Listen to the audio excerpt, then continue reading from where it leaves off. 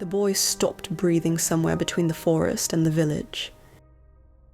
But his father didn't know until they arrived and he tried to wake him. The horse was running hard, its hooves striking frozen earth in a rhythm that had lost all steadiness. The father held his son against his chest, one arm locked around the small body, while the other gripped the reins. The child had been feverish when they'd started this ride, his skin hot to the touch, his breathing shallow and quick. That was why they were riding through the night in the first place, to reach the doctor in the village, to find help before the fever climbed higher. The wind moved through the bare trees with a sound like voices speaking just below the threshold of understanding. The father urged the horse faster. Every minute mattered. Every moment counted. The village was still miles ahead, and the forest stretched dark and endless on both sides of the narrow road. "Father," the boy said suddenly, his voice thin and strange. "Father, do you not see him?" The father tightened his grip on the reins, kept his eyes forward on the road that was barely visible in the darkness. "See what, my son? There's nothing here. We're alone." "The Erlkönig," the boy whispered, and there was wonder in his voice, as if he'd spotted something beautiful rather than frightening. "He's there, in the mist. He's wearing a crown." The father looked where his son seemed to be pointing, but he saw only fog rolling between the trees, only shadows and the vague shapes of trunks and branches in the night. "My son, it's only fog, only mist. There's nothing there." But the boy had gone tense in his arms, his small body rigid with attention, fixed on something the father couldn't perceive.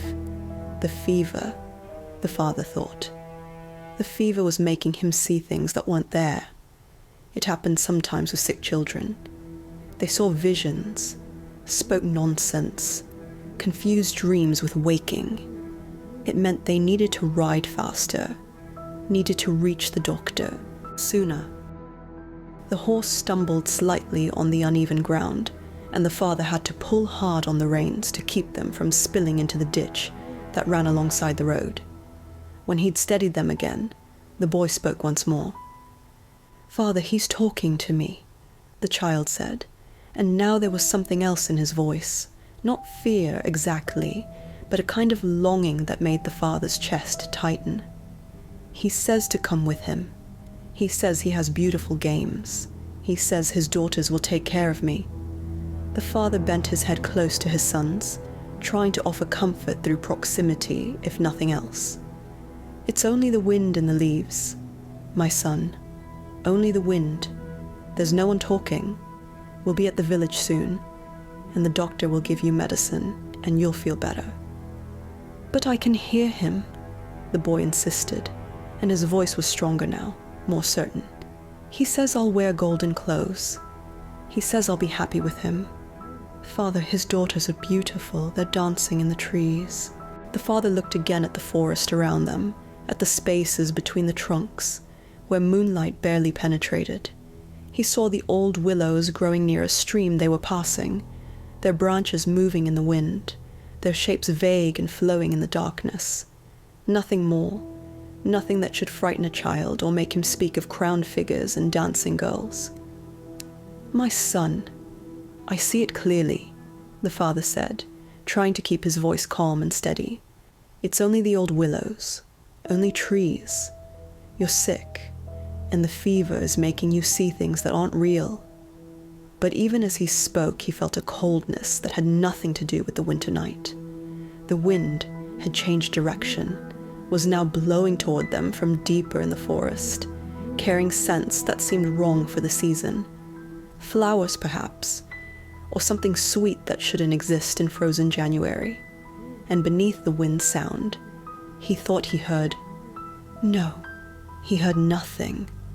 It was only wind, only the natural sounds of the forest at night.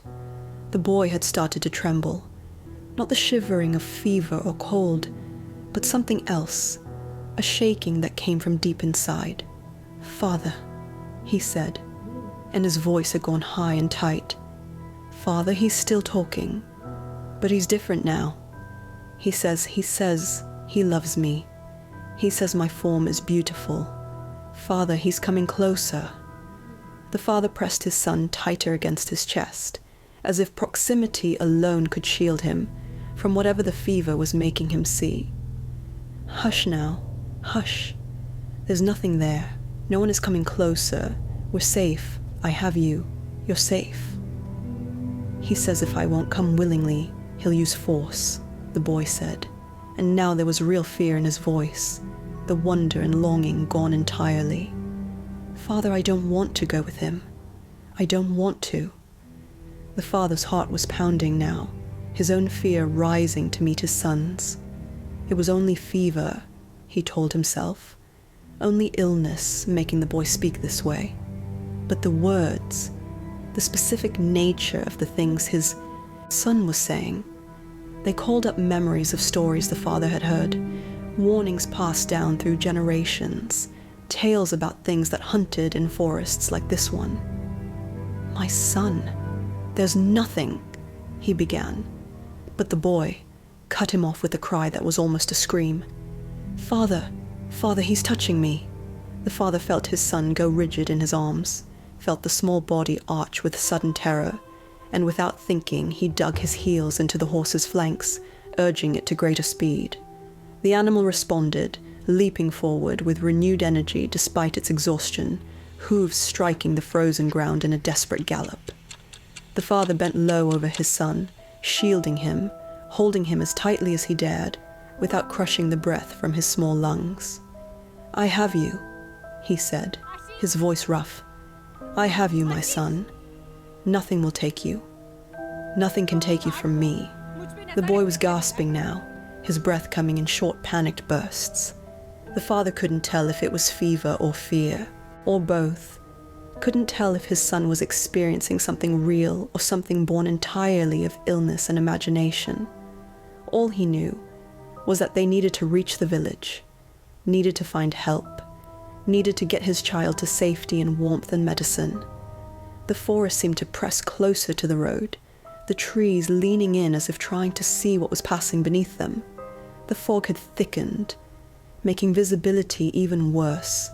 The father kept his eyes fixed on the narrow strip of road visible ahead, trusting the horse to find its footing, pouring all his will into the single imperative: reach the village, reach safety, reach help. The boy's trembling had intensified. The father could feel it through both their coats, could feel the small body shaking against his chest. But the crying had stopped. The protests had ceased. There was only the trembling and the harsh, quick breathing, and the sense of a child gripping his father's coat with desperate strength. "Almost there," the father said, though he didn't know if it was true, didn't know how far they'd come, or how far they had yet to go. "Almost there, my son. Hold on. Just hold on." The horse ran on through the night, through the wind and the fog and the darkness that seemed to have no end. The father held his son and whispered reassurances he wasn't sure he believed, and prayed to a God he hoped was listening. And somewhere in that wild ride, somewhere between one moment and the next, the boy's trembling stopped. His breathing changed. The desperate grip on his father's coat loosened. The father didn't notice. He was too focused on riding, on urging the horse forward, on watching the road ahead for the first sign of the village lights. He held his son tightly and rode with single-minded determination toward salvation he believed was still possible. When the lights finally appeared, yellow and warm and impossibly welcoming in the cold darkness, the father felt a surge of relief so powerful it nearly overwhelmed him. They'd made it. They were safe. The doctor would know what to do. His son would be all right. He rode straight to the doctor's house, the horse's hooves clattering on the cobblestones that marked the village proper.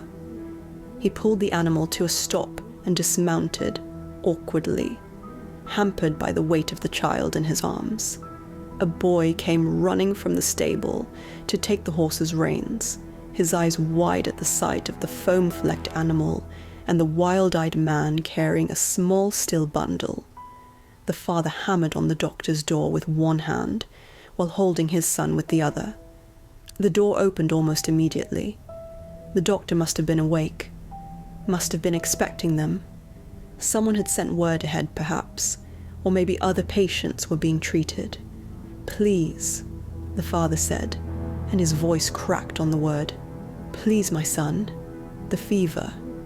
He's been seeing things, saying things. Please help him." The doctor took one look at the father's face and stepped aside, gesturing him into the examination room. The father carried his son inside, laid him gently on the table, where lamplight fell across his small, still face. Only then, in the warm light of the doctor's house, did the father see what he hadn't been able to see in the darkness of the ride, the unnatural stillness, the way his son's chest didn't rise with breath, the cooling that had already begun.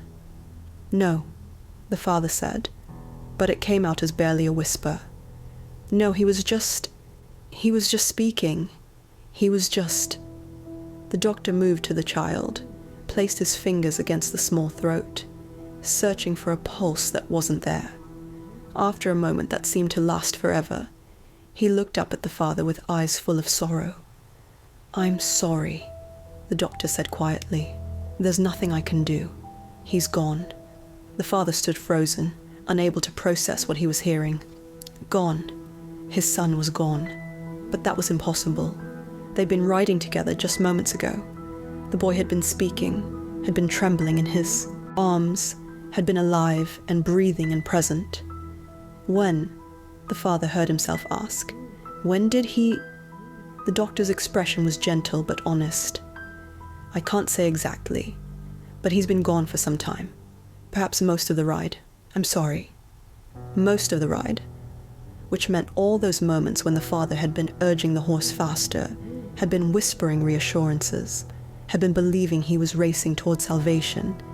His son had already been dead, had already crossed the threshold from which there could be no return, had already gone to whatever place the dead go, leaving behind only the cooling shell his father had clung to, with desperate, futile hope. The father looked down at his son's face, peaceful now in death, and he thought about the things the boy had said during that terrible ride, about the crowned figure in the mist, about the voice making promises, about the touch that had made him cry out in terror. Had it been real? Had something actually been there in the forest? Something only his son could see? Or had it been only fever, only the hallucinations of a dying child, only the mind's desperate attempt to make sense of the threshold it was crossing? The father would never know, would carry that uncertainty with him for the rest of his life, would wake in the night remembering his son's voice saying, "Father, do you not see him?" and wondering if he should have seen, if he should have looked harder, if he should have believed. But it was too late for believing now, too late for anything but grief. The father reached out and touched his son's face one last time, feeling the coldness that had already settled there.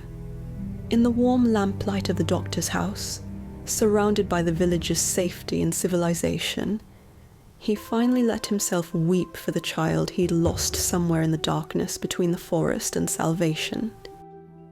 4 years after a father rode through the night carrying his dying son, a poet in Weimar sat down to write about death. Not death in the abstract, not death as philosophy or theology, but death as it came for children, sudden and inexplicable, and absolutely final. Johann Wolfgang von Goethe was 33 years old in 1782. He'd already established himself as one of the greatest literary minds in Germany, having written plays and novels that shaped the emerging Romantic movement. But on this particular evening, he was thinking about an old Danish ballad he'd read in translation, and about stories he'd heard from the Harz region, and about the way certain deaths seemed to defy rational explanation, The poem came to him as a dialogue. 4 voices, though only one singer would perform them all. A narrator to set the scene. A father trying to save his child. A son seeing what his father cannot. And something else. Something in the forest.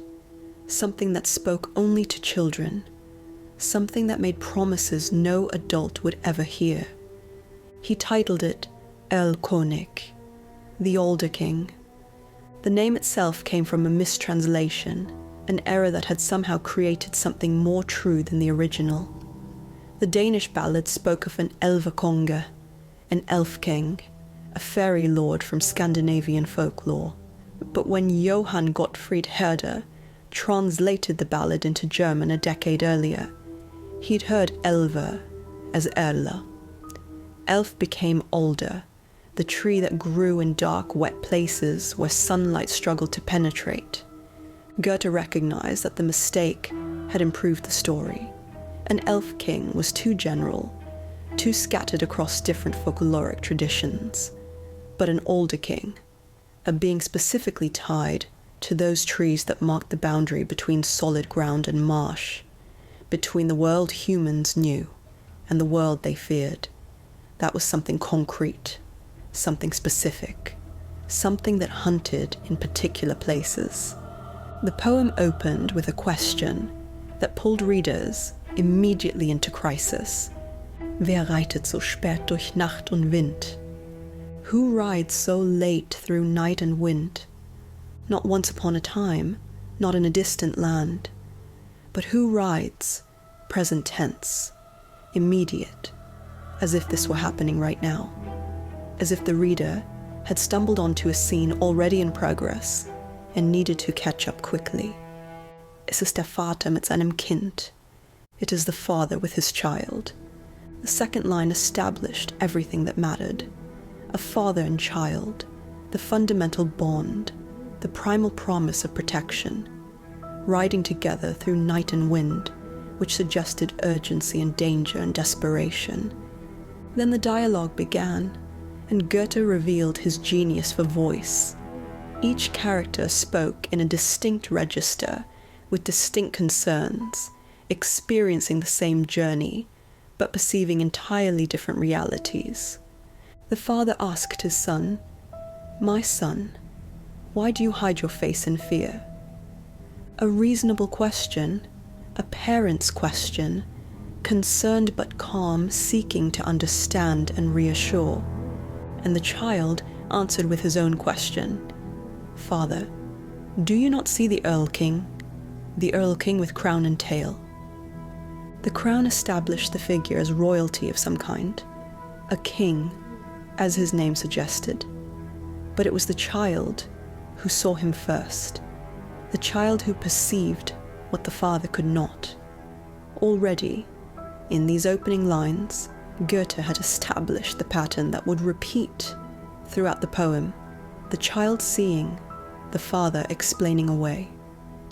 "My son, it is only a streak of fog," the father replied, reasonable, rational. The fog could easily look like a figure in the darkness, especially to a feverish child.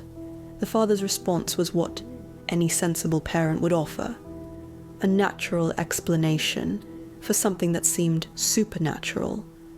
But the Earl King spoke, not to the father but directly to the child, his voice carrying promises that grew more elaborate with each stanza. "Dear child, come, go with me. Such beautiful games I'll play with you. Many colourful flowers are on the shore. My mother has many golden garments." The seduction was gentle, almost tender. Beautiful games, colourful flowers, golden garments, everything a child might want, presented as invitation rather than threat. The Earl King understood how to tempt innocence, not with darkness, but with wonder, not with fear, but with desire. The child told his father what he'd heard, but again the father provided rational explanation. My son, I see it clearly. The old willows look so grey." The willows, Those trees that grew near water, their branches hanging down like grasping fingers, their forms vague and shifting in darkness. Of course they might look like something else to a frightened, feverish child. The father's explanations remained reasonable, grounded in the physical world, attempting to anchor his son in reality. But the Erlking persisted. His second offer grew more specific. "Will you, fine boy, come with me? My daughters shall wait upon you. My daughters lead the nightly dance, and will rock and dance and sing you to sleep." Now, he offered companionship, beautiful daughters who would care for the child, who would dance with him, who would sing him to sleep. For a sick child, perhaps lonely in his illness, perhaps missing his mother or sisters, the promise would be almost irresistible. The child's fear was rising. "Father, father, do you not see the Erlking's daughters there in the dark place?" But the father, still reasoning, still trying to calm. My son, I see it well. The old willows appear so grey." The same explanation, the same attempt to rationalize, and perhaps the father's repetition suggested something else, that he was trying to convince himself as much as his son, that some part of him was beginning to doubt his own certainty. The third time the Erlking spoke, his voice changed. The gentleness dropped away. The seduction became threat. "I love you. Your beautiful form excites me. And if you are not willing, then I will use force."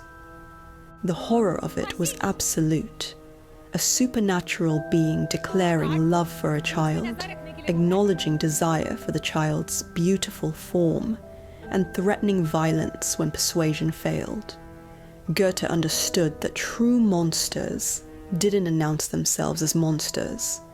They claimed their violence was love, their predation was desire.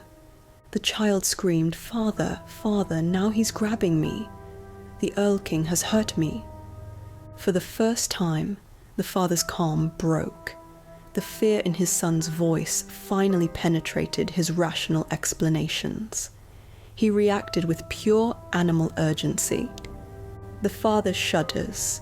He rides swiftly. He holds in his arms the groaning child, reaches the courtyard with effort and distress. He rode as fast as his horse could carry him. He held his son as tightly as human strength allowed. He reached his destination, safety, help, the place where doctors waited, and rationality ruled, and supernatural threats couldn't follow. And the final line, delivered with devastating simplicity, "In seinen Armen das Kind war tot."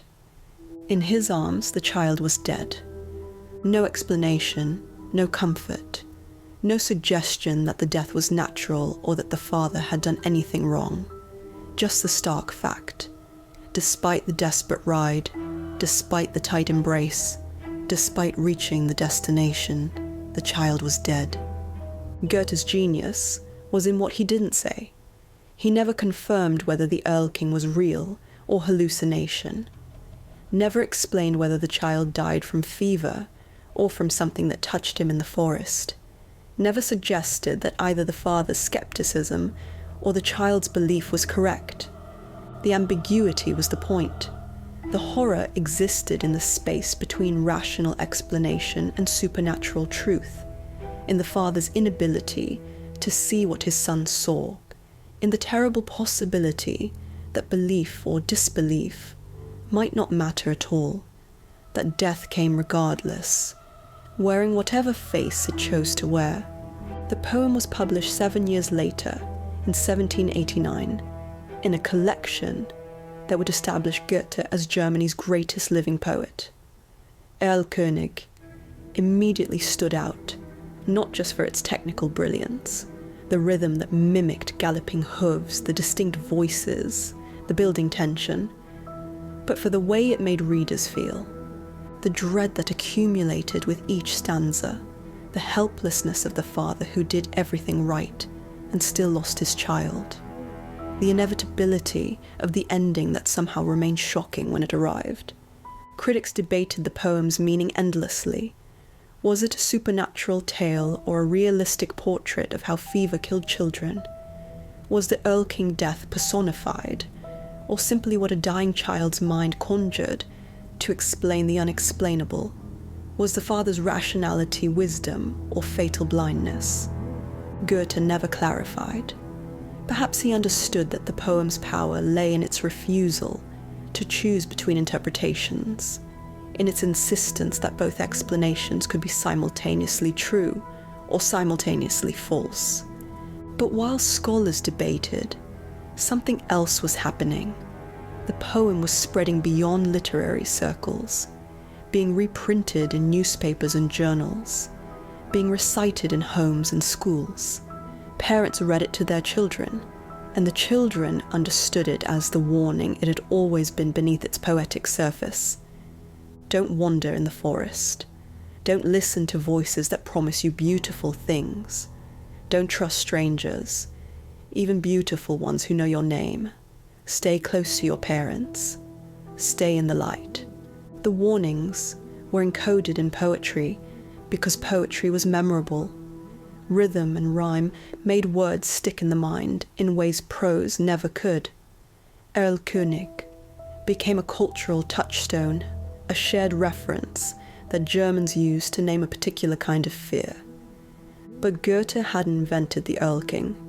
He'd borrowed the figure from that Danish ballad, Erlkönig, translated by Herder. And Herder hadn't invented the Elf King. He'd drawn from Scandinavian folklore that stretched back centuries, from stories about beings who lived in forests and hills and under the earth, who occasionally emerged to hunt humans, who particularly favored children.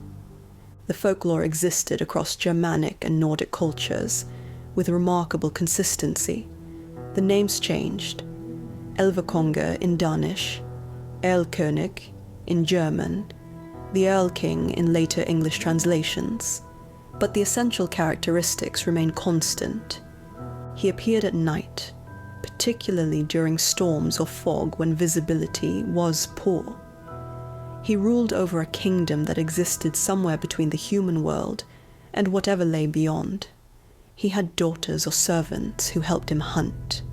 He made promises to lure his prey, offers of treasure, of companionship, of reunion with dead loved ones. And when promises failed, he used force. His victims were almost always children, typically between the ages of 4 and 10, old enough to speak, to describe what they saw, but young enough to still believe in things adults had learned to dismiss.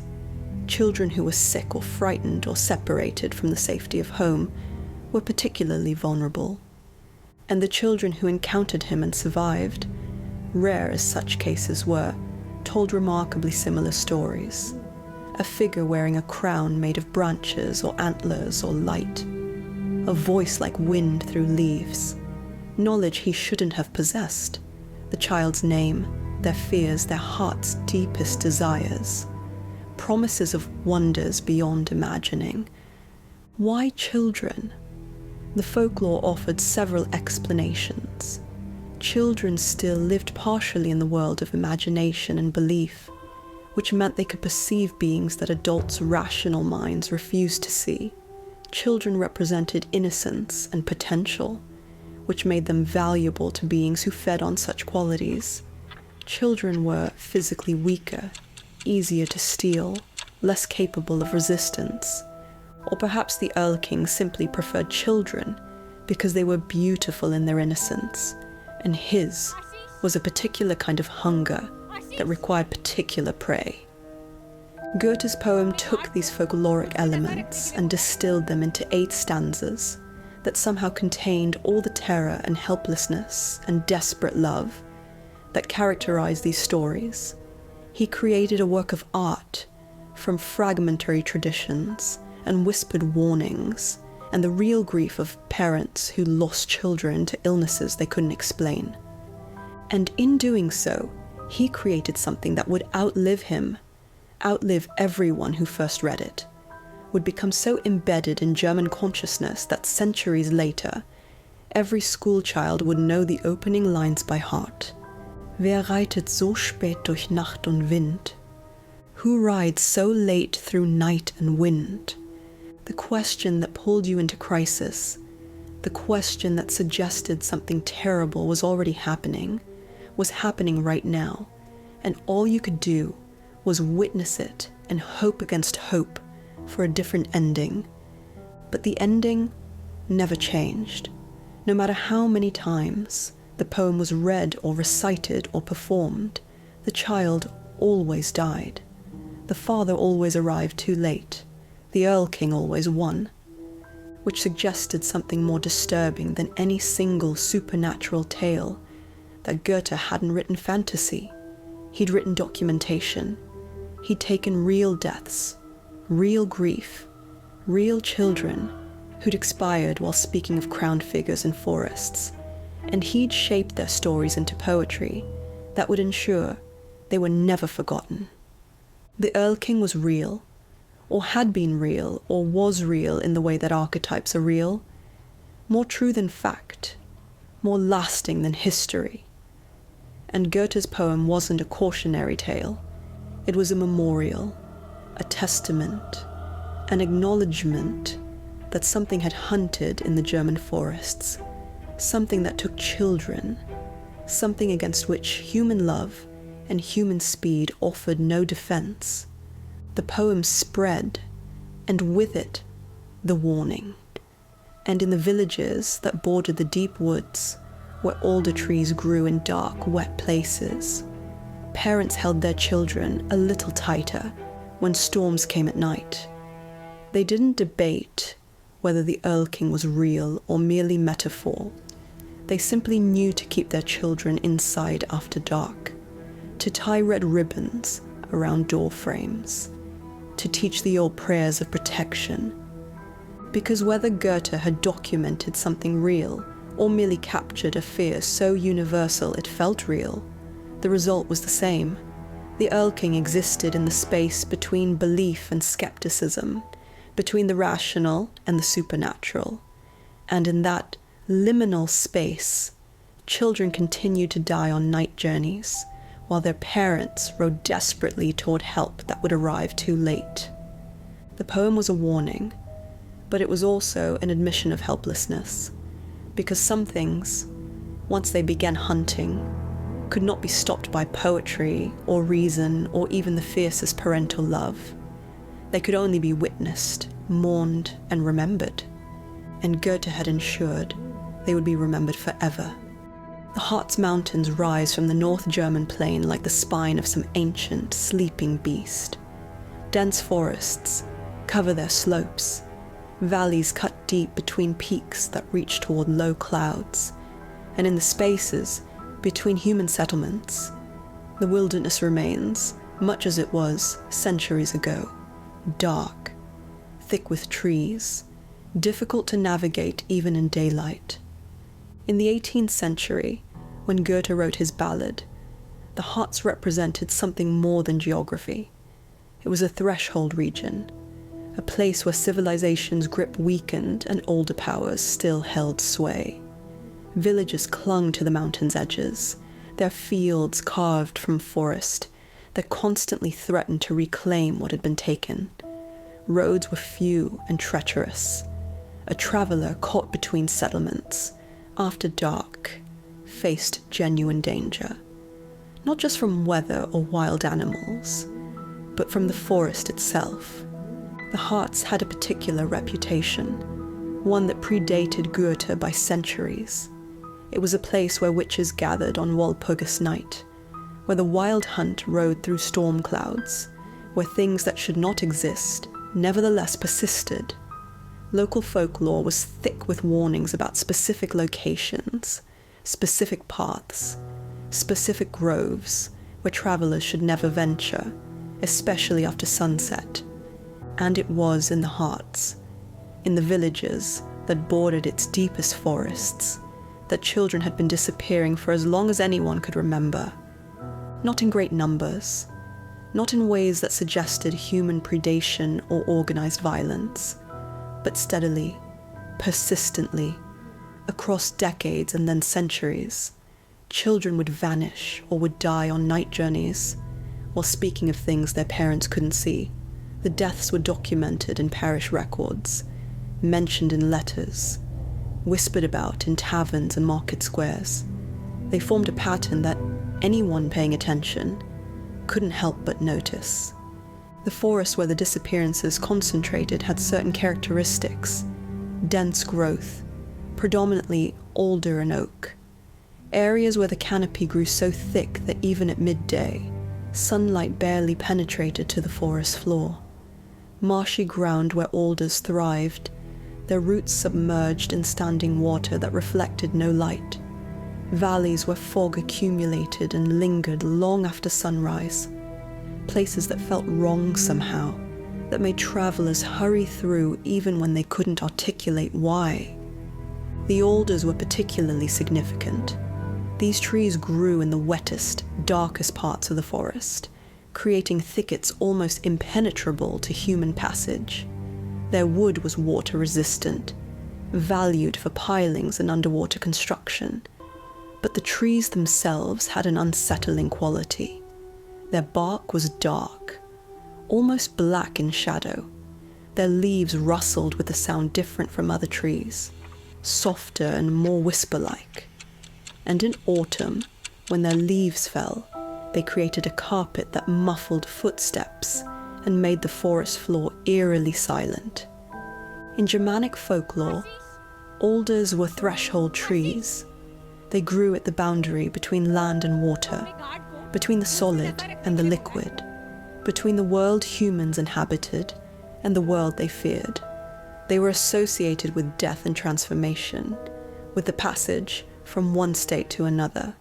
To enter an alder grove was to enter liminal space, and liminal spaces were dangerous because the normal rules didn't apply there. The forests of the Harz contained extensive alder groves, particularly in the valleys where streams ran and marshes formed, and it was in and around these groves that children most often vanished. The documented cases began appearing in parish records in the mid-17th century. The oral tradition suggested the pattern was far older. A priest in the village of Wernigerode noted in 1652 that a blacksmith's daughter, aged 7, had disappeared from her bed during a bout of scarlet fever. Search parties found no trace of her. 3 days later, her body was discovered 2 miles from the village, in an alder grove, where no child her age could have walked in her weakened condition. The priest recorded that her face was peaceful, showing no signs of distress, but he could determine no cause of death. In 1678, a miller in Goslar wrote to his brother about the loss of his 2 sons, ages 5 and 8. The boys had been with him on a wagon journey to deliver flour to a neighboring village. The miller had stopped to repair a broken wheel at the forest's edge. When he'd finished, a matter of perhaps 10 minutes, both boys were gone. He'd searched, had called their names, had enlisted help from both villages. The boys were never found. The letter survived in a family archive, and the miller's description of that day was haunting in its details. The boys had been playing near the wagon while he worked. He'd heard them laughing, heard their voices. Then silence, so sudden and complete it had made him look up from his work. The forest had seemed darker somehow, though the sun hadn't moved. The air had smelled of flowers, though it was late autumn and nothing should have been blooming.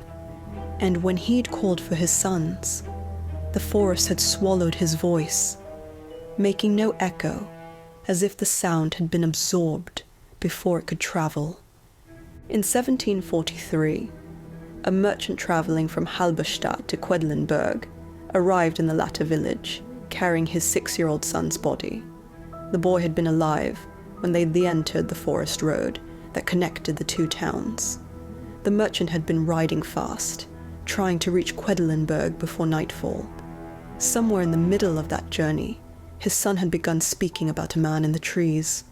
The merchant had urged his horse faster, had held his son tighter, had done everything the fathers in these stories always did. When he'd arrived and looked down at his child, the boy was dead. No visible injuries, no signs of illness beyond a mild fever he'd been recovering from. Just gone, as if life had been simply lifted away from him. The merchant gave testimony to the local magistrate, and that testimony was recorded in the town's judicial records. What made it particularly striking was the merchant's description of his son's final words. The boy had spoken of a crowned figure riding beside them. He'd said the figure was beautiful and terrible at once. He'd said the figure knew his name, knew about his mother who died the previous year, promised a reunion if the boy would only reach out and take the offered hand. The merchant had seen nothing, had heard nothing but his son's voice, and the horse's hooves, and the wind in the trees. But he'd felt something, he told the magistrate. A presence, a sense of being watched by something vast and patient and utterly inhuman. The magistrate recorded the testimony, but made no judgment about its veracity. What could he say? A child had died. There were no suspects, no evidence of foul play, no rational explanation. The case was noted and filed and forgotten by everyone except the merchant, who never travelled that road again. These were not isolated incidents. Parish records from villages throughout the Hearts contained similar entries, scattered across the decades of the 17th and 18th centuries. A child here, 2 children there, occasionally a cluster of deaths within a single year. Never enough to constitute an epidemic, or to draw attention from authorities beyond the local level, but always present, always following the same pattern. The children who disappeared or died were almost always between the ages of 4 and 10. They were usually, though not always, sick or recovering from illness, fever being the most common affliction. They died or vanished during journeys through the forest, typically at dusk or during the night. And when they spoke before dying, they spoke of the same figure, a man wearing a crown made of branches or antlers or light, depending on who was relating the story. A beautiful figure, a terrible figure, something that promised what they most desired and threatened what they most feared. The pattern was too consistent to be coincidence, but too scattered to be the work of a human predator. No single person could have been responsible for deaths spanning decades, occurring in different parts of the Hearts, following the same methods, and the deaths themselves defied explanation. No violence, no evidence of struggle. Children simply stopped living, their hearts ceasing to beat, their breath stopping, life departing with no medical cause that 18th century doctors could determine. The local population developed responses to the threat, customs and traditions that had perhaps existed for centuries, but became more formalized as the deaths continued. Iron was considered protective. Many families began dressing their children in small iron amulets when traveling.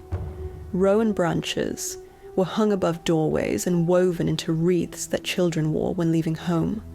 Specific prayers were taught, appeals to Saint Nicholas, the protector of children, or to older powers whose names predated Christianity. Parents avoided night travel when possible. When it was necessary, a child sick and needing a doctor, a family obligation that couldn't be refused, they took precautions. They traveled in groups. They carried torches or lanterns even when the moon was full. They sang hymns or traditional songs, filling the air with human sound to ward off whatever might be listening from the darkness between the trees. And they told stories, cautionary tales about children who'd wandered too far, who'd listened to voices they shouldn't have heard, who'd been lured away by promises of treasure or games or reunion with the dead. The stories were warnings, but they were also documentation. Each tale preserved the memory of a real child, a real loss, a real family's grief. The warnings were specific. Don't leave the path. Don't speak to strangers in the forest. If you hear someone calling your name, don't answer unless you can see who's calling. If you see something beautiful that shouldn't be there, flowers blooming out of season, lights moving through the trees, figures that seem made of mist or shadow, run toward home and don't look back. Above all, don't go into the alder groves, those dark, wet places where the trees grew thick and the ground was uncertain and the light was always dim. Those were his places, the story said. That was where he hunted. And children who entered alder groves alone often didn't come out again. Who was he? The stories used different names. The Erlkönig, after Goethe's poem became famous. The Black Man, an older term that predated the ballad.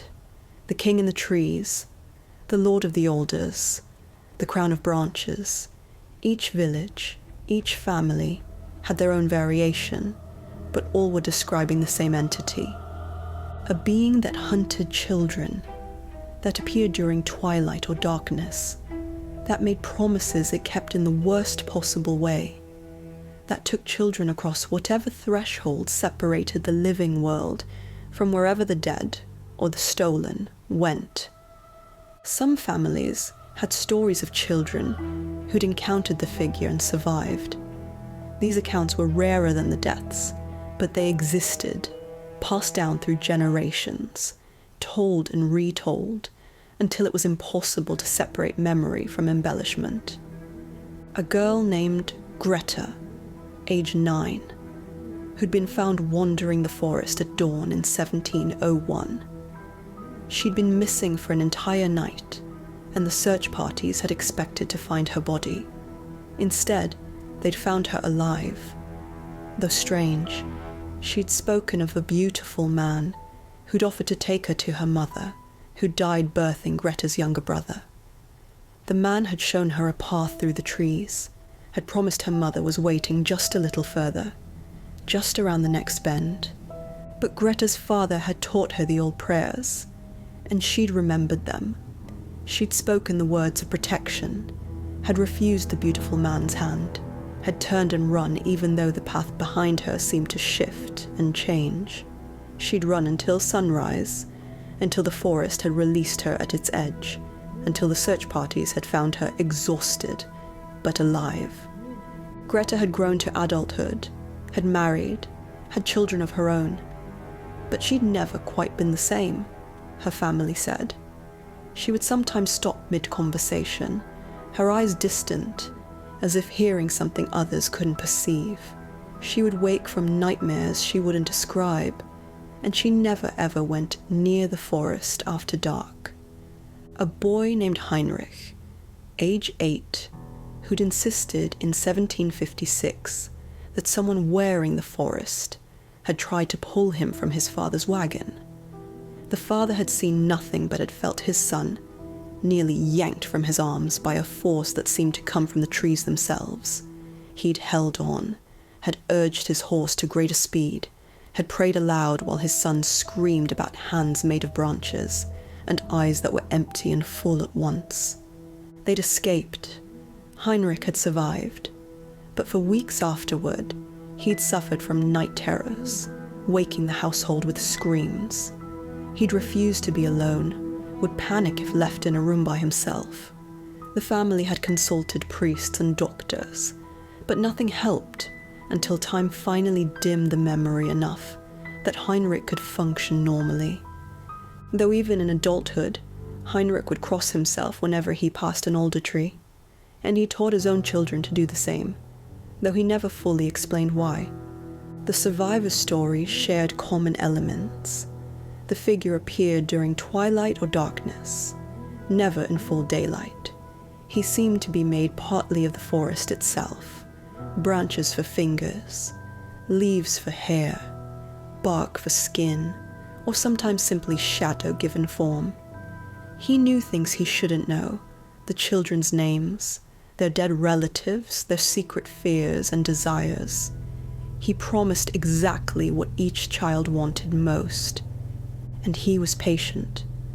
When a child refused or ran, he didn't pursue with obvious violence. He would simply wait, would try again another time, would be there the next time the child was vulnerable.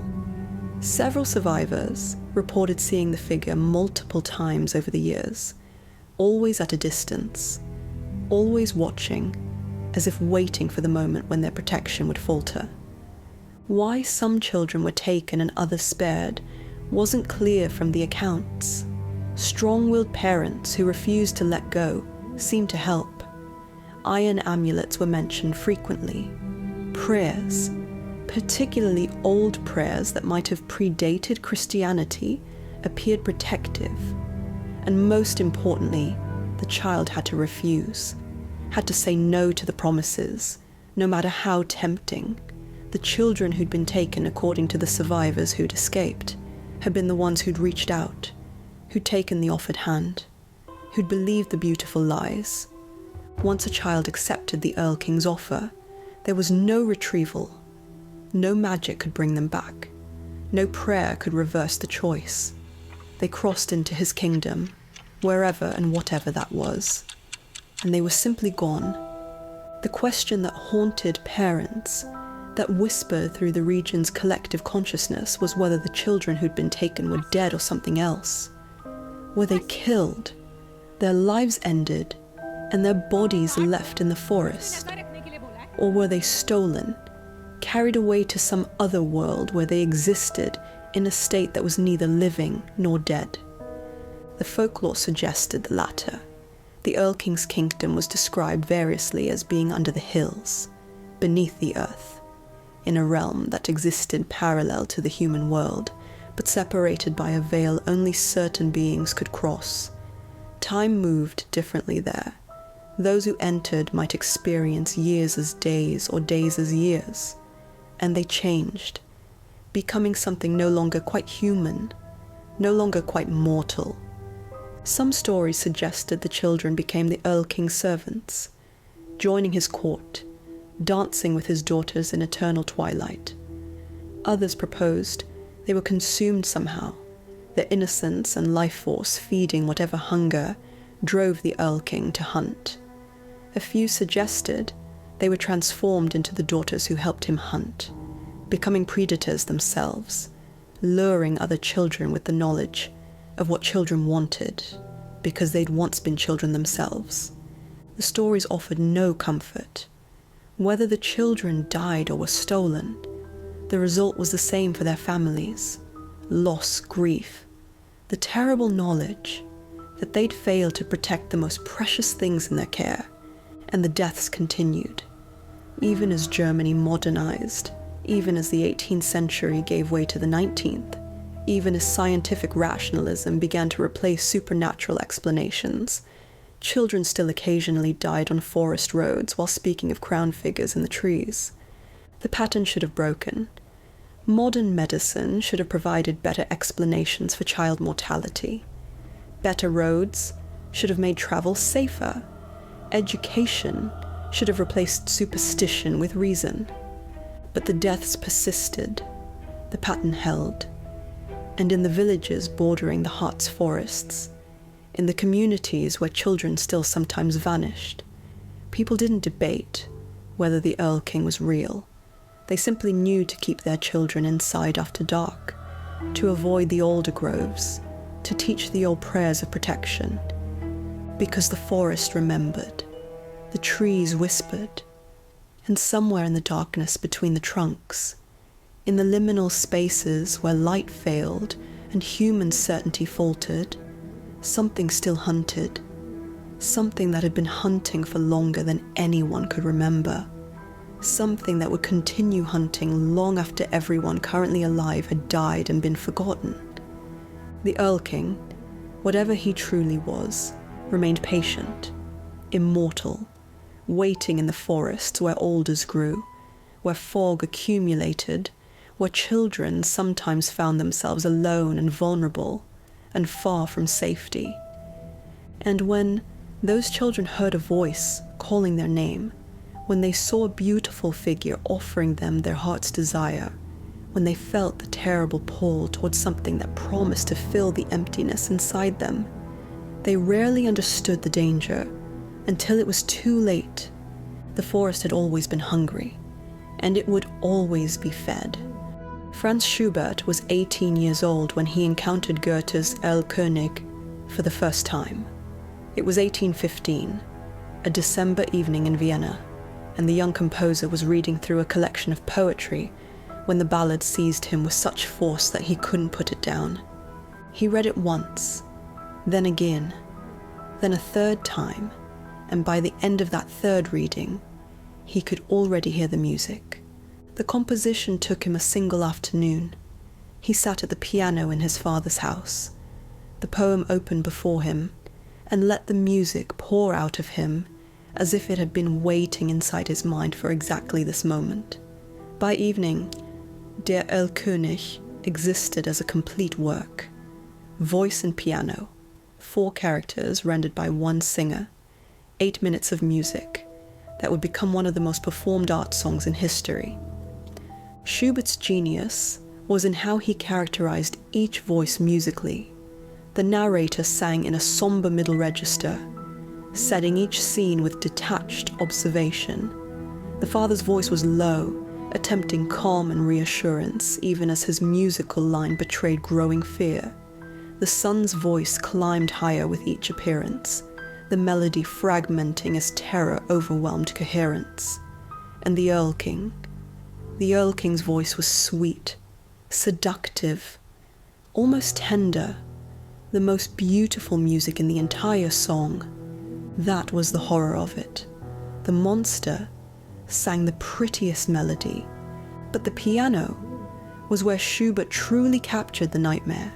The right hand played constant triplet figures, galloping rhythms that never stopped, never slowed, relentless as the horse carrying father and son through the darkness. The left hand provided a foundation that shifted from stable to unstable, from grounded to uncertain, as the journey progressed.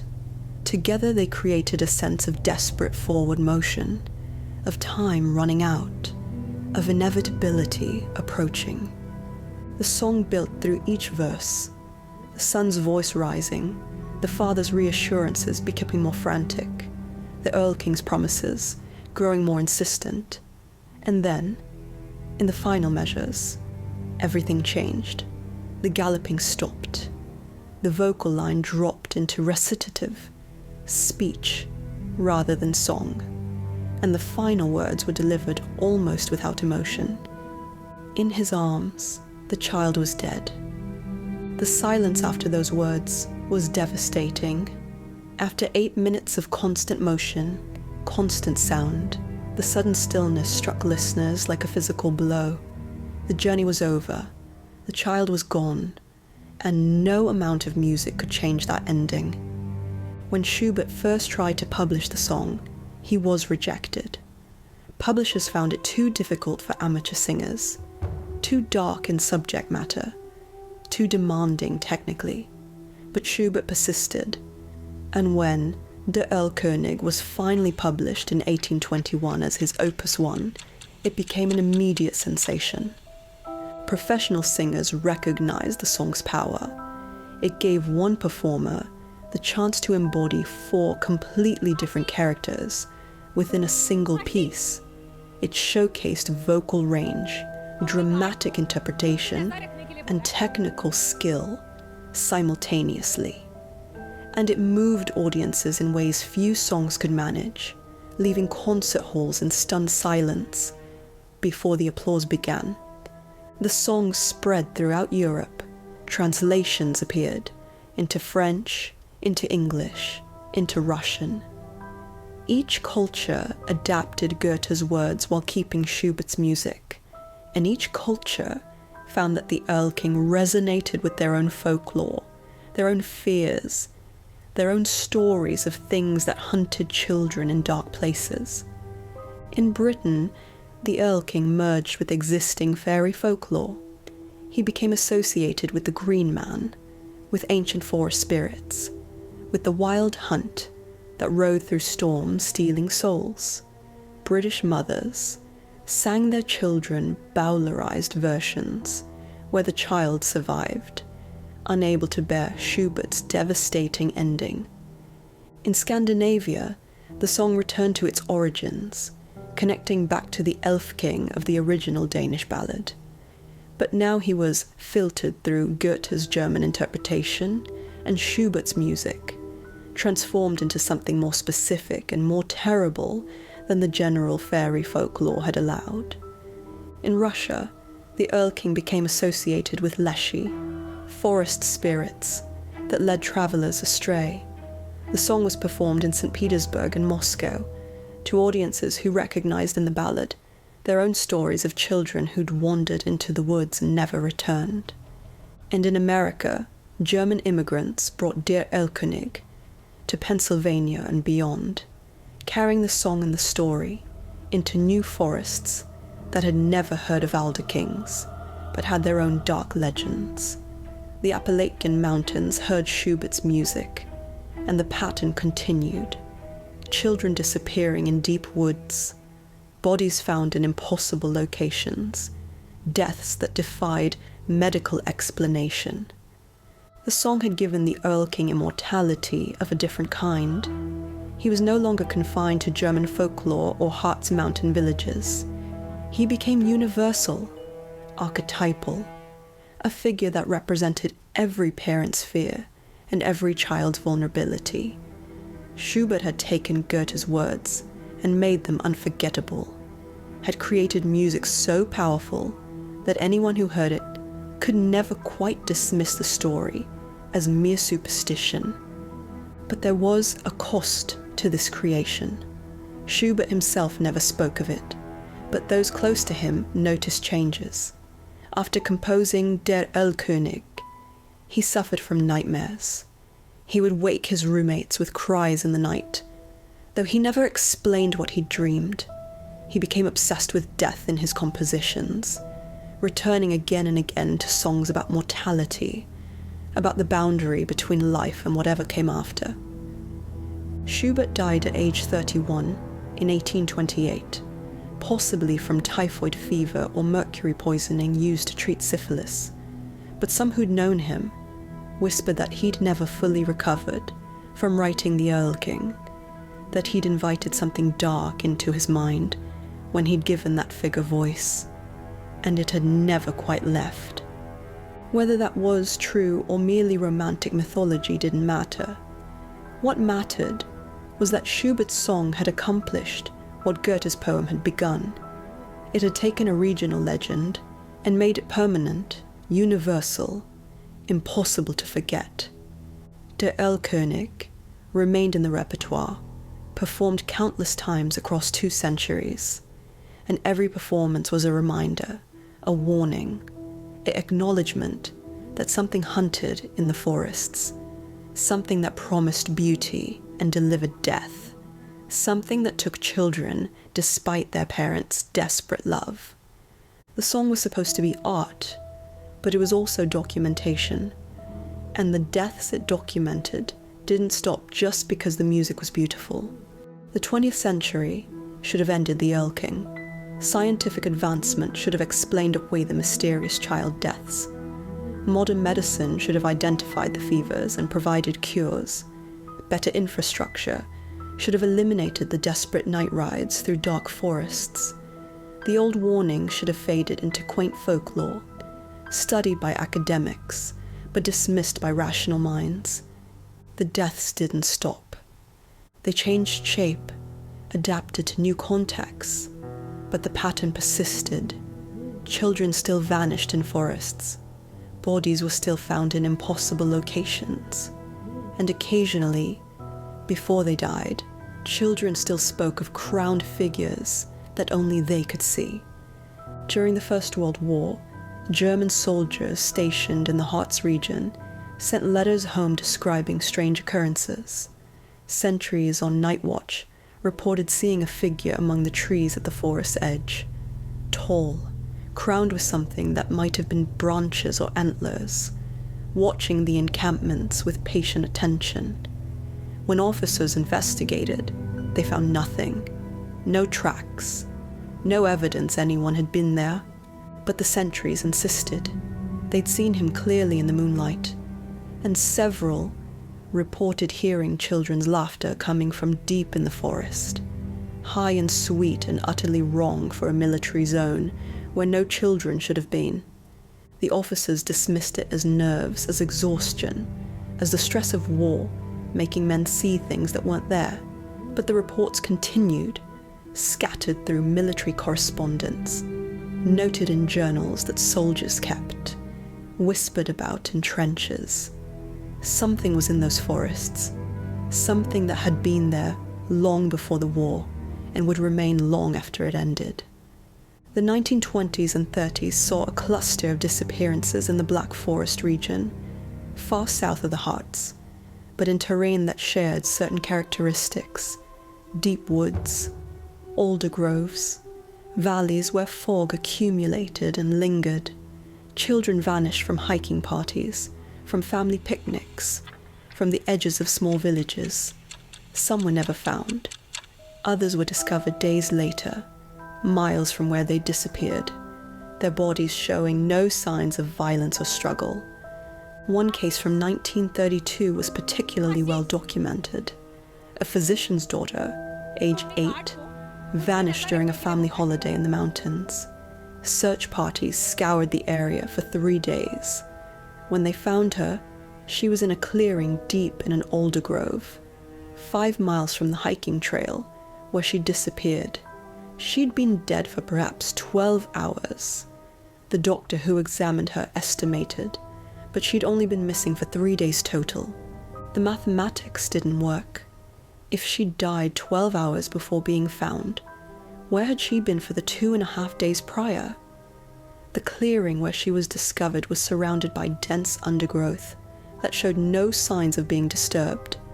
There were no tracks leading to or from her body, and her shoes were clean, showing no evidence of the muddy forest floor she would have had to cross to reach that location. The official report listed cause of death as exposure and exhaustion, but the physician who'd examined her, not her father who was too distraught, noted privately that the girl showed none of the expected signs of either condition. Her body temperature suggested she'd died quickly, not from slow hypothermia. Her muscles showed no evidence of the exertion that would have come from wandering 5 miles through difficult terrain. She'd simply stopped living, as if life had been lifted away from her. During the Second World War, children evacuated from Berlin and other cities were sent to rural areas deemed safer from bombing. Several dozen of these children, scattered across different communities, different years, vanished from the forest where they'd been sent for safety. The chaos of wartime made accurate record-keeping difficult.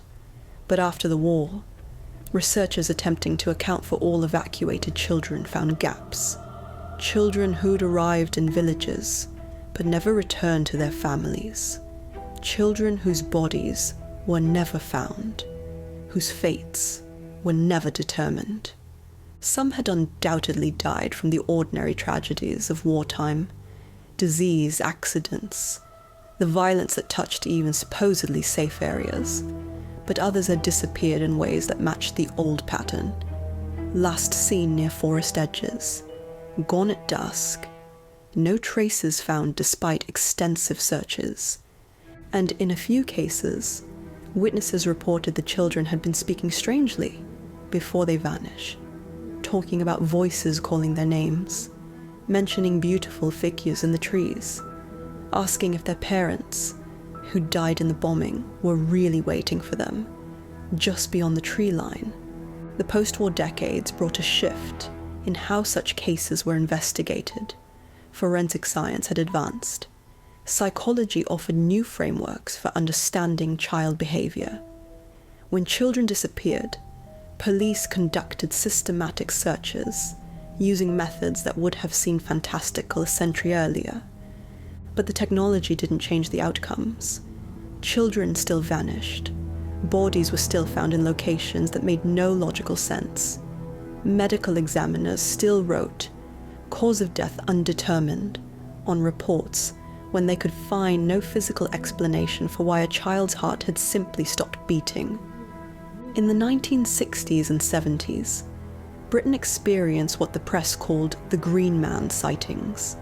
Children across rural areas of England, Scotland, and Wales reported seeing a figure made of leaves and branches watching them from forests. The descriptions were remarkably consistent across regions with no apparent connection. Tall, human-shaped, but not quite human, crowned with antlers or branches, eyes that were empty and full at once. Most children who reported these sightings experienced nothing worse than nightmares. But 3 children who'd seen the Green Man subsequently vanished during family outings to forest parks. 2 were never found. The 3rd was discovered in an ancient oak grove, dead from no discernible cause, her face peaceful as if she'd simply fallen asleep. Psychologists suggested mass hysteria, shared cultural imagery spread through television and books, but the sightings predated most media coverage, and the children describing the Green Man often lived in areas without television access.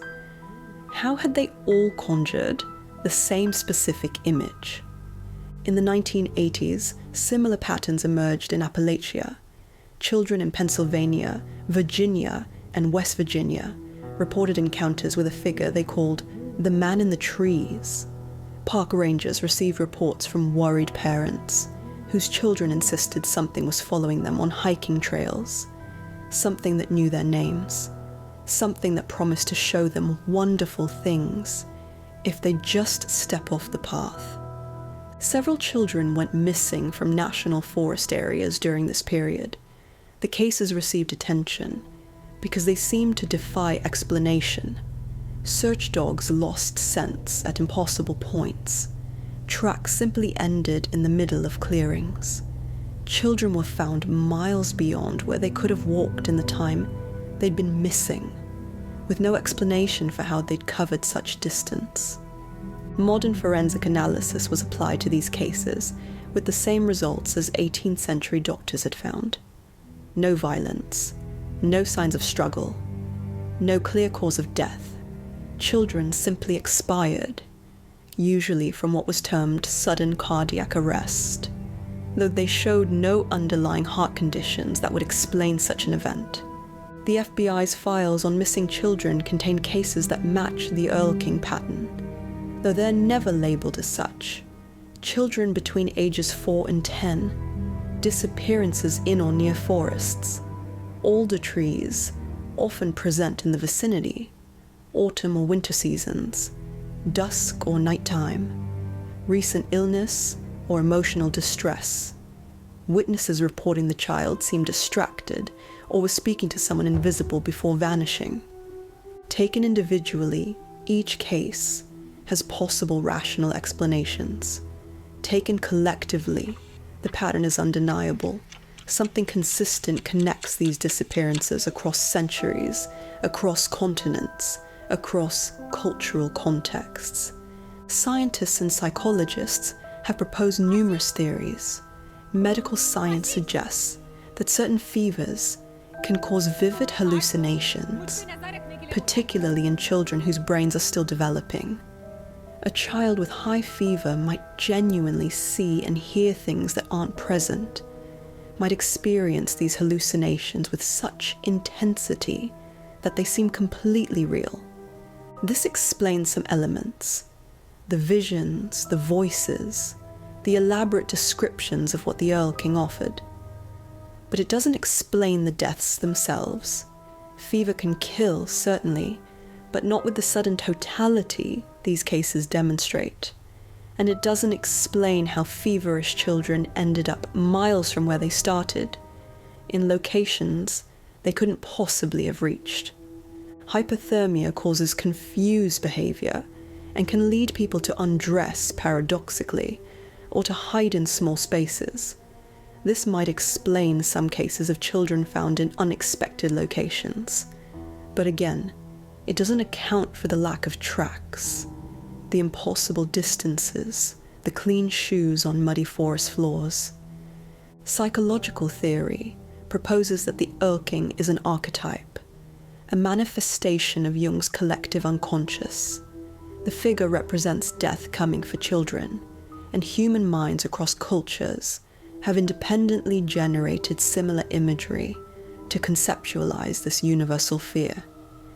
Children near death might tap into this archetypal imagery, experiencing what their culture has primed them to experience. This is elegant as theory, but fails as explanation. It tells us why the stories are similar, but not why children actually die, why bodies appear in impossible locations, why the physical evidence contradicts rational explanation. Cryptozoology and paranormal investigation offer their own theories. Perhaps the Erlkönig is a physical entity, an unknown primate species, a remnant population of Neanderthals, something that has learned to avoid human detection while occasionally hunting human children. But no physical evidence supports this.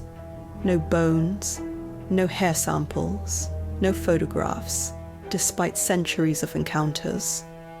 Or perhaps the Erlkönig is truly supernatural, a spirit, a demon, an interdimensional being that exists partially outside normal space-time. This would explain the impossible appearances and disappearances, the lack of physical evidence, the consistency across such vast time and distance. But it requires accepting that the supernatural is real, which modern rationalism resists. The truth is that none of the explanations fully account for all the evidence. Medical and psychological theories explain some cases, but not others. Cryptozoological theories lack supporting evidence. Supernatural theories require belief structures most people have abandoned. What remains is the pattern itself, undeniable and unexplained. Children disappear in forests. Children die while speaking of crowned figures. Children are found in impossible locations. The Erlkönig, whatever he truly is, continues hunting. Recent cases, from the 2000s and 2010s, follow the same template. A girl in Germany, 2012, found in an alder grove after vanishing from a school hiking trip. A boy in Oregon, 2017, discovered 3 miles from where he'd wandered from a campsite, no tracks leading to his location. Children in Poland, in Austria, in the Czech Republic, all telling similar stories before they vanished or died. The cases don't make headlines. They're written off as tragic accidents, as the unfortunate result of children wandering into dangerous terrain. Medical examiners cite natural causes when they can, and list deaths as undetermined when they can't. No one connects the dots because connecting them would require acknowledging something impossible. But in the communities where these deaths occur, in the families who've lost children, the old knowledge persists. The warnings are still passed down. Don't wander in the forest. Don't listen to voices calling your name. Don't trust beautiful strangers. Stay on the path. Stay in the light. Stay safe. Because whether the Erlkönig is death personified, a supernatural predator, a psychological archetype made manifest, or something else entirely, the result is the same. Children die. Families grieve.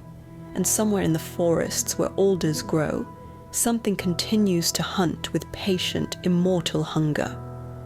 The modern world has not made us safer from old dangers. It has only made us less willing to name them. There are 5 primary theories about what the Erlkönig actually is. Each has evidence supporting it. Each has gaps that can't be adequately explained.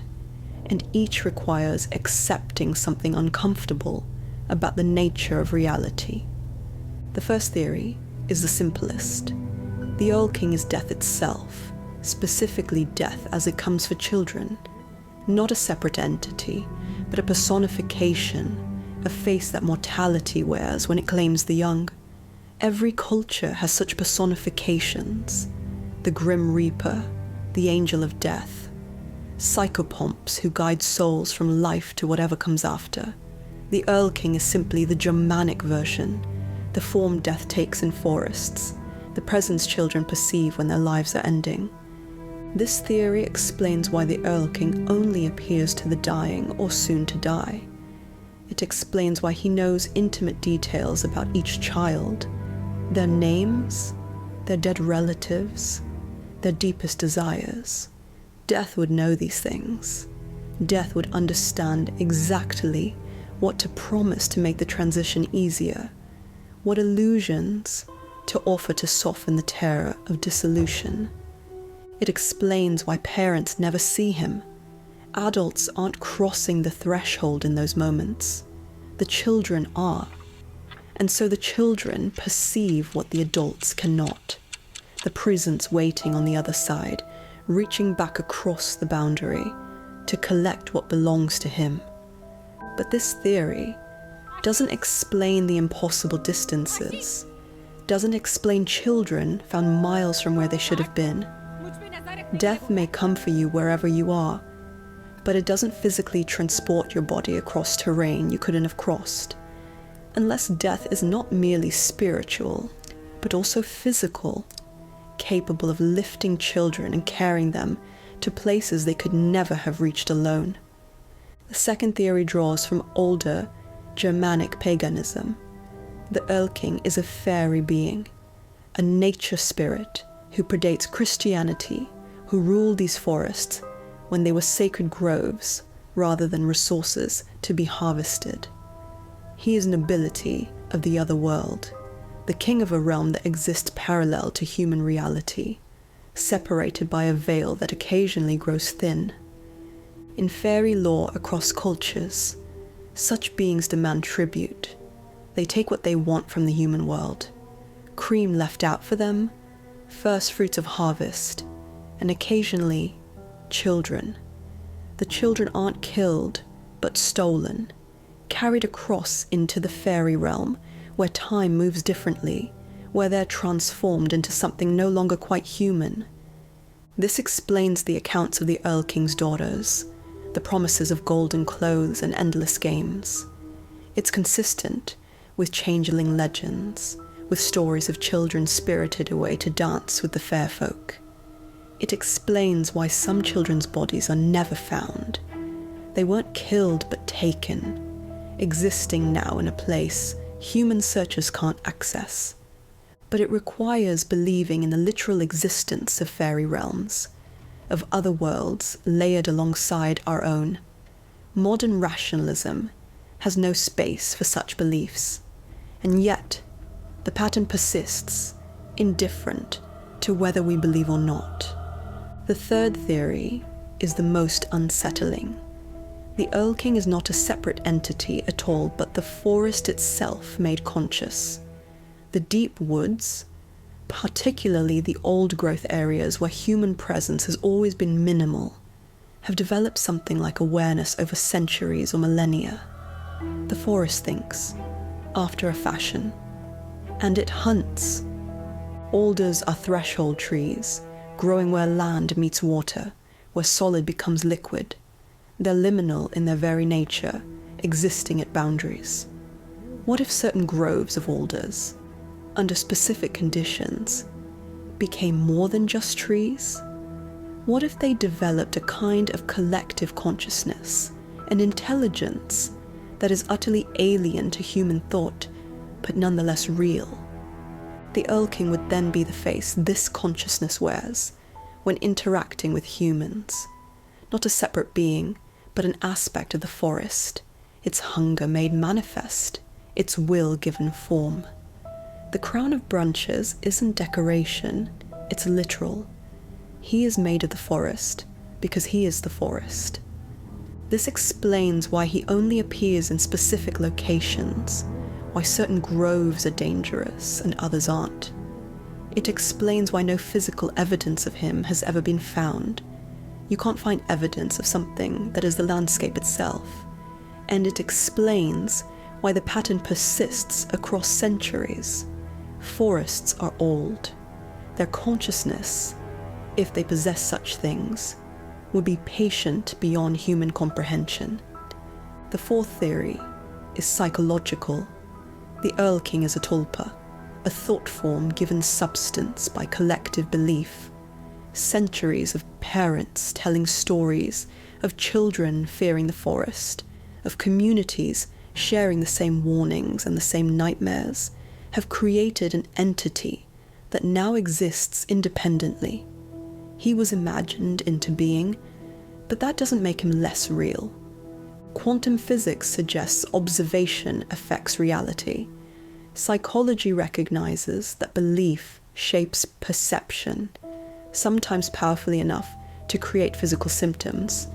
What if collective belief, sustained across generations, across millions of minds, could actually manifest something, could give form to fear, could make nightmare tangible?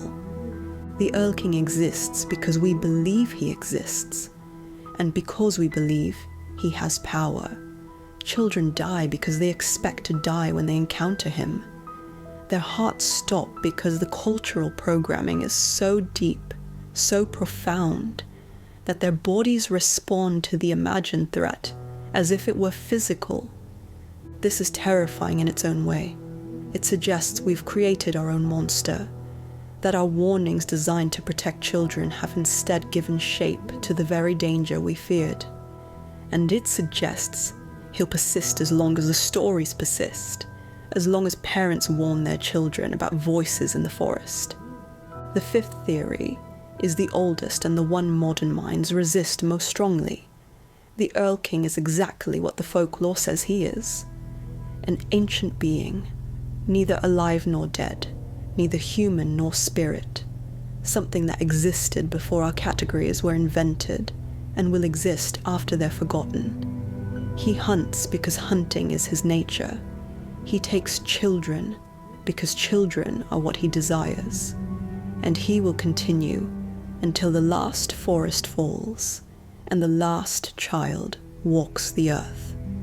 This theory requires accepting that reality contains things that don't fit our models, that the universe is stranger and darker than rationalism allows.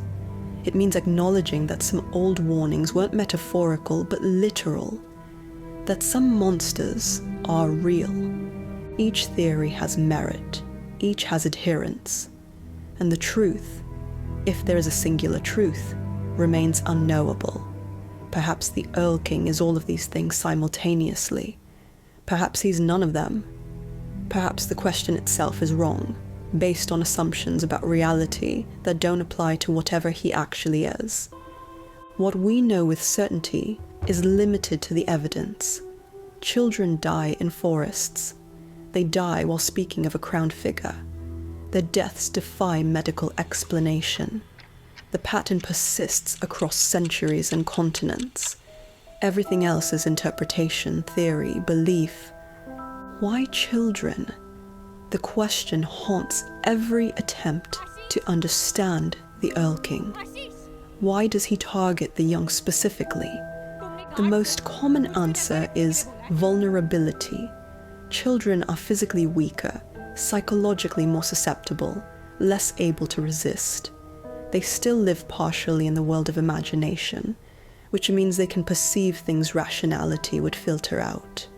They believe in magic, in impossible things, in promises that adults would immediately recognize as lies.